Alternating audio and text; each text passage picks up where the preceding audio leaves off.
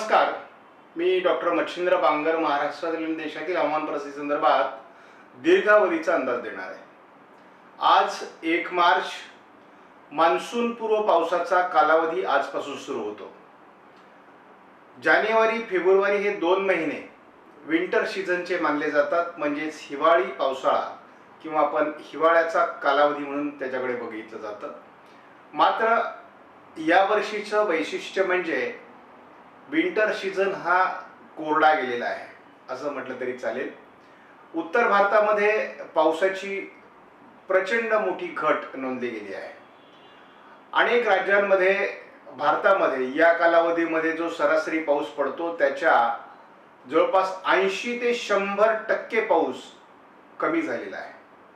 आणि जे लगतचे जिल्हे आहेत, म्हणजे आपण म्हणू की पंजाब, दिल्ली, हरियाणा, उत्तर प्रदेश, बिहार यापासून वरती ज्या जिल्ह्यांमध्ये या कालावधीमध्ये विंटर सीझनचा पाऊस होतो, बर्फवृष्टी होते, या ठिकाणी देखील जवळपास 40 ते 50% पावसाची घट नोंदली गेली आहे.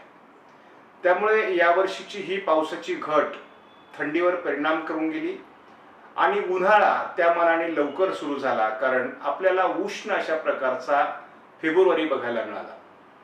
काही गेल्या वर्षांमध्ये देखील फेब्रुवारी हा उष्ण होता आणि यावर्षी देखील तो उष्ण ठरलेला आहे. मात्र मार्च हा आपल्याला या उष्ण फेब्रुवारीचा परिणाम आणि आपण आता न्यूट्रल कंडिशन कडे जातो लानिना आणि एल निनो संदर्भामध्ये. आणि अल निनो आणि लानिना या कंडिशन मधून आता आपण न्यूट्रल कंडिशन कडे गेल्यामुळे आणि एकूणच लानिना नंतर येणारी न्यूट्रल कंडिशन आणि त्यानंतर येणारा एल निनो या कालावधीच्या मध्यामध्ये जे काही पिरियड असतो, यामध्ये देखील उष्णतेचा म्हणजे कोणताही जो सीझन असेल तो तीव्र होतो आणि अशा प्रकारे आपल्याला तीव्र उन्हाळा आपल्याला बघायला मिळणार आहे. भारतीय हवामान खात्याकडून मार्चसाठी संदर्भात जे काही अंदाज देण्यात आलाय तो महाराष्ट्रासाठी पावसाळी अंदाज देण्यात आलेला आहे.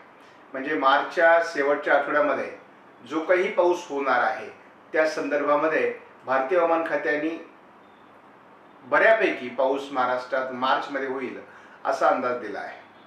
आणि जो अंदाज साधारणपणे मार्च, एप्रिल, मे अशा तिमाहीसाठी दिला जातो तो देखील भारतीय हवामान खात्याकडून प्रसिद्ध करण्यात आला आहे. यामध्ये सर्वसामान्य अशा प्रकारचं तापमान दाखवलं गेलंय. त्यामुळे यावर्षीचा उन्हाळा खूप कडक असेल अशा प्रकारच्या ज्या अफवा पसरल्या जातात तसं काही होणार नाही. परंतु साधारण 45 अंशाचा टप्पा ओलांडणारी उष्णता आपल्याला यावर्षी उन्हाळ्यामध्ये बघायला मिळू शकते. परंतु एप्रिल मे मध्ये होणाऱ्या पावसाच्या ऍक्टिव्हिटीजमुळे उष्णतामान नियंत्रित होण्यास मदत होणार आहे. मार्च मध्ये शेवटच्या आठवड्यात होणाऱ्या पावसामुळे आपल्याला उष्णतामान नियंत्रित होण्यासाठी मदत होईल. म्हणजे एकूणच यावर्षीचा उन्हाळा आणि उन्हाळी पावसाळा हा देखील महत्त्वाचा आहे. दुसरी गोष्ट म्हणजे उष्णतामान हे जगाचं वाढलेलं आहे. जागतिक तापमान वाढत असल्यामुळे आपल्याला प्रत्येक वर्षीचा उन्हाळा हा गेल्या उन्हाळ्यापेक्षा कडक जाणार हे आता निश्चित झालं आहे. आणि त्याच्यावर जोपर्यंत जागतिक पातळीवर उपाययोजना होत नाहीत तोपर्यंत आपल्याला हे अनुभव येत राहणार आहे. त्यामुळे आपल्याला असं आपण अनुभवलेलं आहे आणि मी प्रत्येक व्हिडिओमध्ये सांगायचा प्रयत्न करतोय की आपल्याला नोव्हेंबर, डिसेंबर, जानेवारी, फेब्रुवारी हे 4ही महिन्यामध्ये अतिशय कमी पर्जन्य बघायला मिळालेलं आहे. आणि आपल्याला आता मार्च ही जवळपास कमी पर्जन्याचाच आहे. केवळ शेवटच्या आठवड्यामध्ये आपल्याला पाऊसमान बघायला मिळणार आहे. मात्र एप्रिल आणि मे मध्ये वादळी पावसाचा अनुभव येणार आहे. त्यामुळे जी रब्बीची पिकं काढणीला आलेली आहेत ती वेळेत शेतकऱ्यांनी काढून घेणं हे अतिशय महत्त्वाचं आहे. आणि अंदाज आपण दररोज शेती माझी प्रयोगशाळाच्या माध्यमातून आपल्या चॅनलवर सकाळी देत असतो. तो अंदाज बघत चला.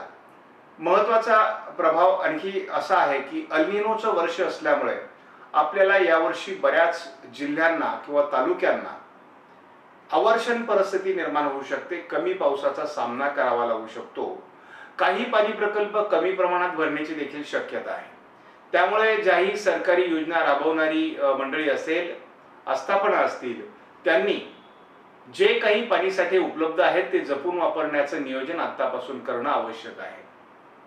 कारण आपल्याला 2027चा मान्सून देखील सुरुवातीला कमी बरसणार आहे आणि त्यामुळे आपल्याला त्या संदर्भात पाणीसाठे उपलब्ध असणं काळाची गरज आहे. जवळपास 10 ते 15% पाणीसाठे यावर्षी कमी भरण्याची शक्यता आहे. ज्या काही ॲक्टिव्हिटीज म्हणजे साधारणपणे मान्सून काळातील काही मोसमी सिस्टम ज्या समुद्रांमध्ये बनणार आहेत त्या किती प्रभावी बनतात आणि ते पाणीसाठे भरण्यासाठी किती मदत करतात यावर देखील बऱ्याच बाबी अवलंबून असणार आहे.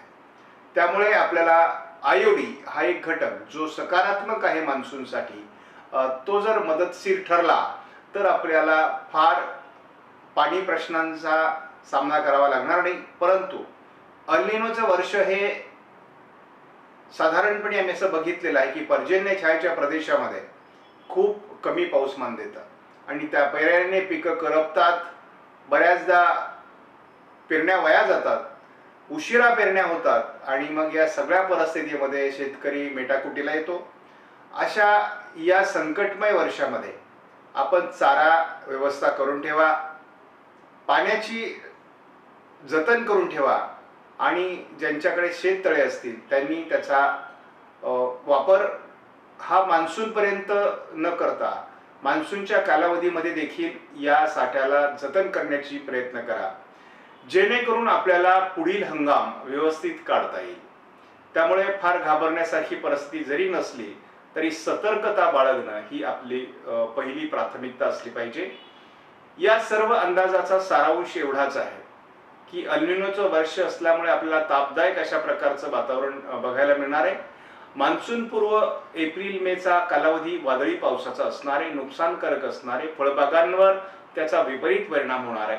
त्यामुळे फळबागा मालकांनी, बागायतदारांनी आतापासूनच संपूर्ण नियोजनाला लागायचंय. जशी ही फळबाग आपली विक्री योग्य झालेली असेल त्याच वेळेस त्या संदर्भात आपला निर्णय घेऊन तातडीने त्याचा हार्वेस्टिंग करण्याचा प्रयत्न करा, जेणेकरून आपल्याला आपल्या बागा ताब्यात घेता येतील. यावर्षी द्राक्ष बागायतदारांना अतिशय चांगल्या प्रकारचा कालावधी मिळाला, कारण अवकाळी पाऊस झालेला नाही आणि त्यामुळे द्राक्ष बागायतदारांसाठी ते एक चांगलं वर्ष आपल्याला यावर्षी बघायला मिळालं. आता हार्वेस्टिंगचा कालावधी आहे आणि कुठल्याही प्रकारचा पावसाचा संकेत नसल्यामुळे द्राक्ष बागायतदारांनी या 3 आठवड्यामध्ये नियोजनबद्ध पद्धतीने हार्वेस्टिंग करावं अशी मी त्यांना विनंती करेन. आपणास व्हिडिओमधील माहिती महत्त्वपूर्ण वाटल्यास लाईक करा, शेअर करा, चॅनलला सबस्क्राईब करा. धन्यवाद. जय हिंद, जय महाराष्ट्र, जय पुणे.